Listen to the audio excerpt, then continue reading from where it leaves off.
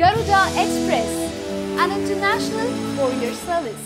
Ram Gopal Varma Shiva cinema తీసే ముందు అన్నపూర్ణ స్టూడియోలో మేము షూటింగ్ చేసేవాళ్ళం టీవీ సీరియల్.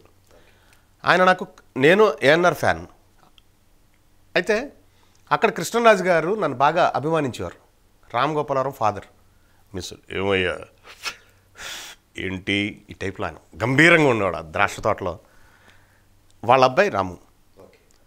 సో నాకు ఆ మాత్రం పరిచయంతో రాము నా దగ్గరికి వచ్చి, నువ్వు గొప్ప ఆర్టిస్ట్, నీకు మంచి వేషం ఇస్తాను, నువ్వు వేషం అంటే నువ్వు దా కూర్చో, టీ ఇవ్వండి అయ్యా అని నేను స్టూల్లో ఉండేవి మాకు అప్పుడు సెట్లో కూర్చోబెట్టి, లేదు నేను స్టూడియోకి ఒక సినిమా చేస్తున్నా అని ముక్కులో చూస్తాడు ఆయన. చూసేవాడు, ఇప్పుడు ఎలా చూస్తున్నాడు తెలియదు కానీ ఇప్పుడు అలాగే. సో అలా అంటే అప్పటికే మేము ఆ స్టార్డమ్ని ఎంజాయ్ చేస్తున్న వ్యక్తులము, అనుభవిస్తున్న వ్యక్తులు. కానీ నేను ఎప్పుడు స్టార్ అని అనిపించుకోలేదు.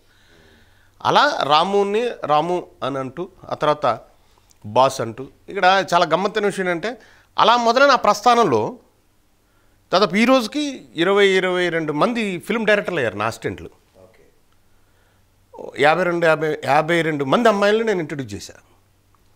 అంటే అట్లా అంత బాగా మనకి నేను ఇంట్రడ్యూస్ చేసి నా దగ్గర అసిస్టెంట్గా నువ్వు సరిగ్గా చెయ్యి ఈ టైప్లో తయారు చేసిన ఒక వజ్రం పెద్దోడు అయిపోయిన తర్వాత అదే ఇండస్ట్రీలో నేను బతుకుతున్నప్పుడు, నేను స్థాయి ఇలాగే ఉన్నప్పుడు ఏరా అనలేను, సార్ అనలేను. సార్ ఎట్టా అంట నేనేగా. అంచేత డార్లింగ్ అనే పదాన్ని నేను కనిపెట్టాను ఇండస్ట్రీలో. చాలామందికి తెలుసు. డార్లింగ్ అంటే ఇక వాడు అనక్కర్లేదు, ఏరా అనక్కర్లేదు, ఏమండి అనక్కర్లేదు, హృదయపూర్తిగా కూడా ఉంటుంది. సో ఆ మాటని ప్రాచుర్యంలోకి తీసుకొచ్చింది ఇండస్ట్రీలో నేను.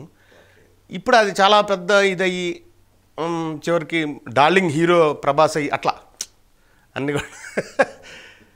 సో అంతే తప్ప స్టార్డమ్ ఎప్పుడు నేను అనుకోలేదు. బస్ అది ఆ రేంజ్లో నేను ఆ దృష్టి లేదు అటు side. Hi yo yo viewers, subscribe చేసేటప్పుడు అక్కడ ఉండే గంట సింబల్ ను ప్రెస్ చేయడం మర్చిపోవద్దు.